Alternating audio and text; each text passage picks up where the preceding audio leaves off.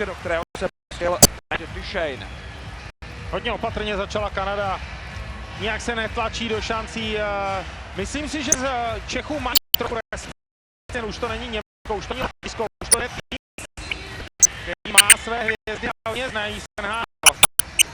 Český tým strávil dnešní den v svém hotelu v Saském Dvoře velmi natěšený na dnešní zápas. Žádná nervozita nebo nějaký strach z Kanaďanů, to v žádném případě.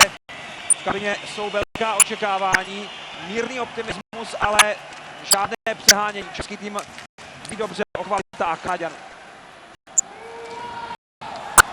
Koukal jde rychle střídat a místo čtvrté formace na ledě opět útok Horáček, Sobotka a Červenka.